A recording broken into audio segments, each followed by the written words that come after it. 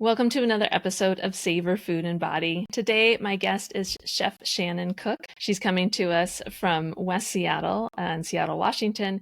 And we're doing an episode today kind of unique than what we've done on the podcast before, because it's all going to be about food. So even though Savor Food and Body, of course, we talk about food, we talk about ways to enjoy our bodies, appreciate and accept our bodies in midlife. Today is going to be all about the food, and it's going to be focusing on what can you find for fresh ingredients this time of year at a local farmer's market, or maybe popping up fresh at your local delis or restaurants, wherever you might be getting quick convenience foods. And then Shannon's also going to have some quick, easy tips and recipes for us for if we find these ingredients at our local farmers markets, what to do with them. So thanks for being here, Shannon. You're welcome. Thank you for having me. So you just went to, obviously the Seattle area has tons of farmers markets. Pretty much every day of the week, there's a farmers market going on somewhere in the city or vicinity. So tell us about the market you went to and some of the finds that you found.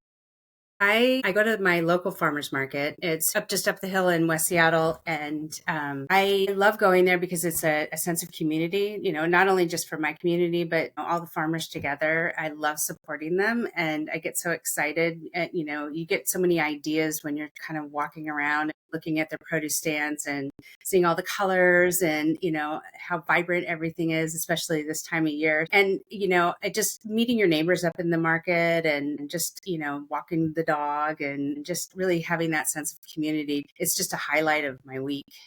So on Sunday, Father's Day, we walked up to the market and I pro move. I got one of those granny carts. I'm telling you, because I was carrying things in my backpack and this and that, and I'm just like, you know what? Let's get real. I'm going to purchase more than I probably am going to eat, so I have to figure out what to do with it all. But I just get really excited. So this week there were tons of cherries, beautiful cherries. So it's such a short season. I get really excited that the Rainiers and some of the earlier, Bing cherries are coming in season. Apricots, that beautiful soft blush of pink on those, those beautiful orange short season apricots for us. Purple asparagus I picked up, and there's a local, I have them on text because I like the big, fat, juicy. I think we talked about this in one of the videos that we did, but I like the soup. Yes. Yeah, I like the fatty daddies. So the purple asparagus, and I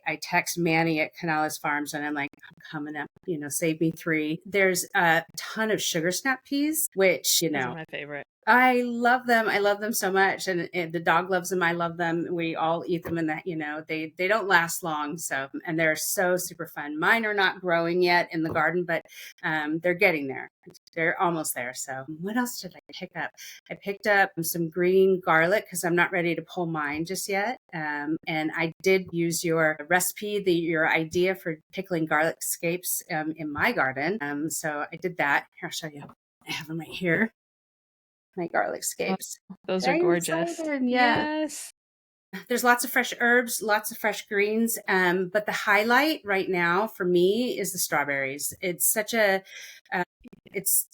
I don't know. It is like such a celebration. They're like jewels right now. They're red all the way through. There's no white shoulders. They're super sweet. I mean, if you can walk back down the hill with, all of your strawberries intact without having eaten them all, that's pretty awesome. So those are just some of the things that I picked up this week. Yeah. One of that I remember from living in Seattle for almost 15 years is that we have a longer farmers market season, depending on where you are in the city, and that things can start coming out, say April, May-ish. But it's really the sense of summer for me when those cherries start showing up. And I was just with you a couple weeks ago, and there were some cherries you had gotten some at the farmers market, but even when I went to a local market around, like, yeah, there's still California, nothing against California cherries, but sorry, they're not Washington cherries. Yeah. So to me, yeah, that's the highlight of like, okay, summer's on. We've got the cherries, like you said, the snap peas, and then that stone fruit starts showing up, and it's just kind of a beautiful and delicious snowball right in through, say, the end of September, first part of October, when you start getting into all the apples, which I think is so cool that we're going to do this series and touch base on like continuing through the market season on what is fresh too. So with all of those beautiful herbs and greens and fruits but what else is at the market? Like there's other things there's other ingredients, right? For To go sure. with the produce, right? Yeah, no, there's really beautiful fresh cheeses and fresh yogurt and beans, dried beans from last season. I was looking around for potatoes, and the new potatoes haven't been dug yet, but they're coming. So there's just finishing off that. But all the, we talk about, all the produce that's there, but then there's also, the farmers that are selling, goat milk and their fresh eggs and, lamb and beef and chicken. I used to tell my culinary students, like, the chicken that you buy, even though it's probably more expensive than any chicken you've ever bought, but the farmer's market, there is such integrity in that chicken. It's like the chickeniest chicken you'll ever eat, and because you paid so much for it, you use every little bit of it all the way to the end. So there's some really amazing farmers that, come up to the market, but then, it's like being a chef. You're not in it for the money. They're in it for the passion for what they do. This is the guy that comes with, his small amount of garlic scapes and his sourdough bread. He's not there to make money. It's because he just digs it and he wants to share it. So I think that's the beautiful thing about food. Which is, well, going back to that relationship piece that you said too. It's a sense of community, not only for going up and seeing your neighbors and checking in with everybody's pets and dogs and kids and that sort of thing, but it's the community amongst the farmers. That's what I've noticed going to markets, even knowing vendors at the markets, like they're trading between themselves and knowing that you have a market on dial saying, save me some fat asparagus. Yeah, It's that sense of community around food, which to me is the essence of savoring food. for sure. Is, stop worrying about the how many calories and how many of the macros and the this and the that. When we do that, we lose the community aspect of Yeah, it. We also lose that sense of local economy for it too. Like you said with the right. chicken, sure, that chicken might be 3 times as much money as a package of chicken breast you can get from Costco or whatever. And it might still be decent quality, but when you want and you talk to the person who knew that bird, Yeah. who knew what that bird's Like name that was. Portlandia episode, where they're like, what was the bird's name? How did he live? Let's go see. Um, Exactly. Yeah. And I think the more that people can connect to who grew your food, where did right. your food grow, whose family and whose livelihood are you supporting by buying these local seasonal Yeah, ingredients, and not in an orthorexia way like the other stuff isn't healthy. We're not right. saying that at all, Right. but bringing that sense of community and supporting I feel good about, local, yeah. yeah, and supporting those families, especially right now with what's going Oh my on in the gosh. world. The more that we can lift up those small producers and small farmers, Well, just yeah. makes the world go round. Yeah, especially with farmers right now with everything, you're not wrong. It's scary out there. And people are definitely, the farmers are feeling the pinch. And as far as labor, and I mean, that's a whole nother man, and we probably could get into a whole other podcast for that one. The But economics of food. economics of food for sure. Yeah, say it. We'll write that down next season. But, I feel that, if you think about how your food comes to the market, and I know we all, like, we get off work and we go to the grocery store, or we, go up to the market and we pick things. We don't really think about the process of it is, that somebody took a seed and they nurtured it and grew this plant and, harvested the product from the plant and then packaged it, washed it, packaged it, and then got up at 4 o'clock in the morning to get to somewhere from Eastern Washington or from, the South Side, depending, to come to our local metro areas and set up a shop, set up, these tents and the tables and the cash and the display and the samples and then it's open for 4 hours and then breaking it all down and packing it all in and taking it all home. I mean, it's a lot. And some of these farmers are, going to the markets, 4 times a week. And I'll see the same asparagus guy in West Seattle, and I'll see him in Columbia City, and I'll see him in, or the apple guy, he goes to Bellevue and he's everywhere. And it's a lot of work. So I do appreciate that because, I celebrate the cup full of peas that, I get that the birds won't get. So, I can't imagine bringing in enough to, supply a farmer's market, Yeah. And that all puts the price in perspective. For Because sure. that's really what we're paying for someone to be able to do that and get to do it because they love it. Like you said, it's a pretty small profit margin for Yeah, a lot of those farmers. definitely. So for the ingredients that you found that were the fresh and what caught your eye in your granny cart that you hauled back down home, which yes, bless, like I am guilty of packing too much into a backpack or a side basket or getting down there and going, no, I'm just going to pick up a few Oh, things. that's never Yeah, true. no, somebody Yeah. gives you a plastic bag eventually and then you're loading it up. So yeah, those wheeled carts, Yes. those are a smart strategy for any farmer's market situation. And and I don't even care. I'm like walking, and it literally is like the little metal one. I Yeah. don't, Yeah. no, I have no bother at all because there's no way I'm, schlepping that No. up and Yeah. down hills as much as I probably should. I'm not going to No. because I know myself, and then I want to stop and talk and whatever, Yeah. maybe get brunch, but. Yeah. So what did you find and what have you been playing with in your kitchen since you got your haul? I have been playing with the strawberries, the cherries, and radishes. The radishes are huge. They're like a size of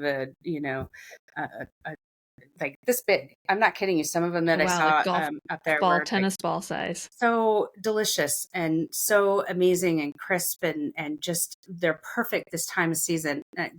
This time of year is amazing for radishes. Those are some of the things that I brought back with me. And the sugar snap peas, I'll make, it's like the spread. I'll do all the little dips. I'll whip up some tzatziki with some of the fresh dill that's at the market and just anything to kind of just hoover it all in. It's the saying goes that kind of like what grows together goes together. Yes.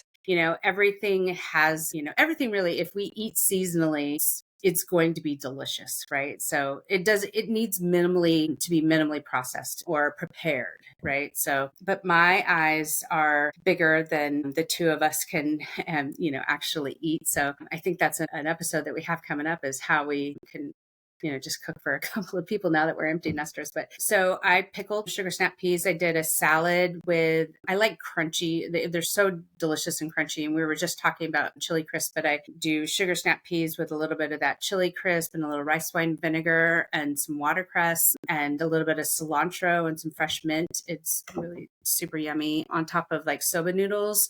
And, you could do a splash of soy if you wanted to with some of that green garlic that I talked about. Really good. The sugar snap peas are also really amazing with pickled cherries. So again, my eyes are bigger than what we can consume. So whatever I don't eat fresh or right, then and there, I process it. So I make with all the soft fruit, like the apricots and strawberries. I'll do chia pudding or chia jam, I should say. So like 1 cup of soft fruit, you can gently cook it or mush it, smash it. So it releases some of the juice and fold in maybe a tablespoon of maple syrup or honey and a tablespoon of chia seeds and, stir them up. And you can either use that up in, 1 to 2 weeks, or you can chuck it in the freezer for longer if you want to, if you're like me and like you are walking home with a box of strawberries and you're like, You can't have too many fresh strawberries I this time of know. year. They're just so I do a lot of freezer jams, and I like to, just something to be able to, bring it out in the doldrums of winter and you have that little spot of sunshine that you're pulling out of your freezer. It's just like, remember when the sun was here? And it was So, warm to and it walk was up to the warm farmer's and it market. wasn't raining. Wasn't Yeah. raining. Yeah. What else am I doing? I like with strawberries, I like to do like a strawberry, either roast them if they're starting to get a little soft, and either slice them fresh and do a strawberry spinach salad with some goat cheese and toasted crushed almonds with just a really simple bright vinaigrette. I have a lot of herbs growing around. I think if you're going to grow anything, it's herbs, and just to, toss it into your salad, and it adds just a level of complexity and just an interest appeal, like, what is that?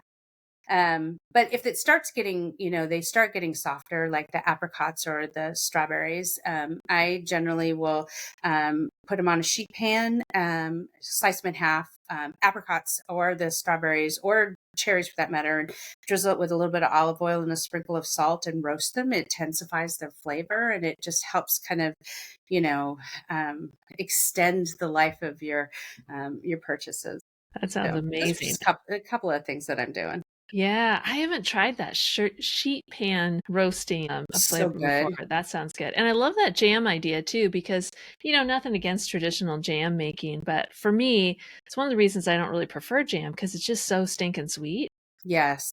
And so that combination of, well, the sweet is also for preservation Right. to keep it from going bad, but how do you find that balance of having the sweet just come out of the fruit so that you Right. get that flavor from the fruit and the sweet? And that's nothing against sugar, but how do we find that balance between we need some sugar in there for the Right. preservation, but the fruit has a lot of sugar, or Right. adding in a Exactly. little bit, Especially when it's fresh, right? yeah, the maple syrup, the honey, whatever for the preservation, which as I'm thinking too, like the honey, because honey is antimicrobial. Yeah. So Yeah. that's an even better add in too. And then I love that idea of adding the chia for the gelling Yes. perspective, because then you're also adding a little bit of protein, a little bit of omega-3s, and some extra fiber. So you're getting more nutrition bang for the buck For sure. than the standard method of jam making. So that's pretty good. Now, would we call that a jam or would we call that a preserve?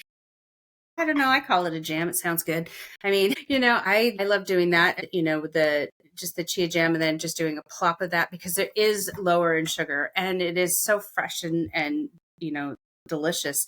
A plop of it on my yogurt in the morning or on top of oatmeal or even along with, if you're going to do a little, a cheese board, some of those roasted fruits or that chia jam or, I mean, it's just such a lovely, I love doing the sweet and savory crunchy kind of combinations. I mean, I think that's what's you coined so well is that whole satisfaction of, all of the different elements. So yeah. Yeah, that's for sure. So, all the listeners, your homework is, since we're in June, no matter where you are in the country, you probably have a farmer's market going on somewhere. So, after you listen to this episode, provided you're listening to it in the summer months, your homework is to go to the market and a couple of things from a savor perspective.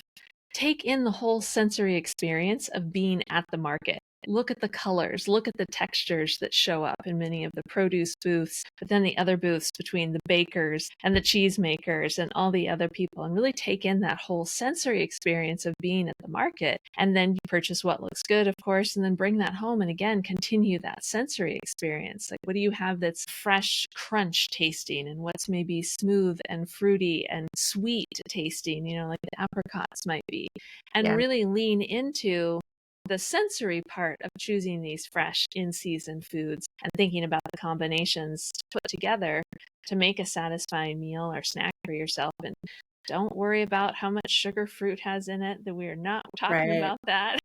Yeah.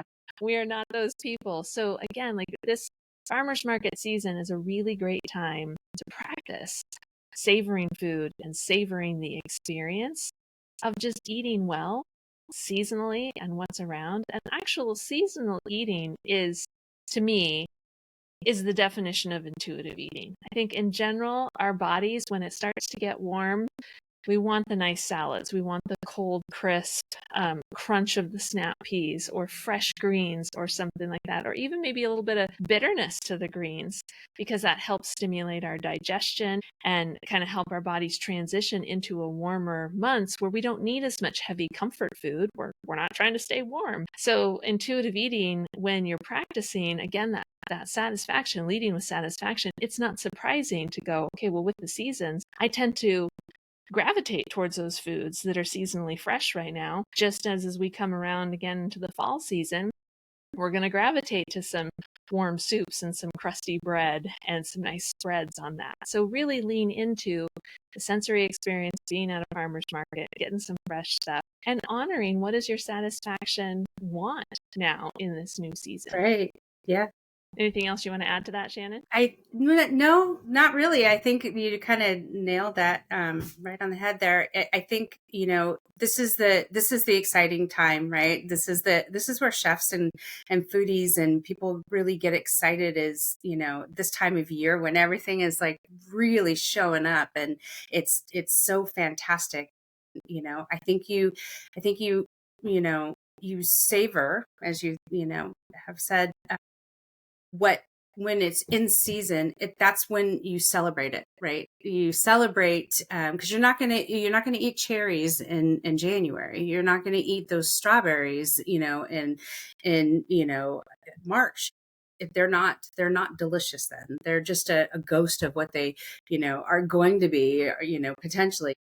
They're just needs to be a celebration around what's in season, every single month. Like, and if again, when I get excited about, food and I buy too much, I'll leave you with a really kind of a quick recipe, is just doing a quick pickle brine.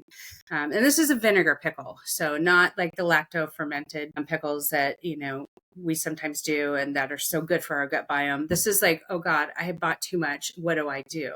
So the radishes, the sugar snap peas, maybe lightly blanching some, green beans or your asparagus, just till it has a brightness to it. And then making a batch of this vinegar bath that you'll keep in the fridge. So basically you take like about 4 cups of vinegar. And if you want to do an Asian flavor, you can use rice vinegar, or you can use apple cider vinegar, and just warm it up and dissolve maybe like a 1/4 cup of raw sugar, and a 1/4 cup of some kosher salt. And then you can add in things like coriander, black pepper, maybe some chili, some garlic cloves, and you just pack a jar full of just chopped and sliced veggies and pour the vinegar over the top, and then throw them in the fridge.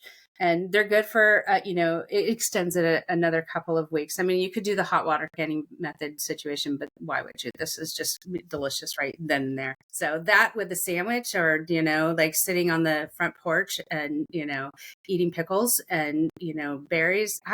I don't know what gets better than that, seriously. That's amazing. Everybody's going to start making their cheese boards, putting together cheese boards for the weekend with their pickled Yes. ferments and their fresh berries and their fresh fruit. And Oh, yeah. So don't forget to good. add some crusty bread to that, or some crackers or something like that. For sure. Amazing. So For sure.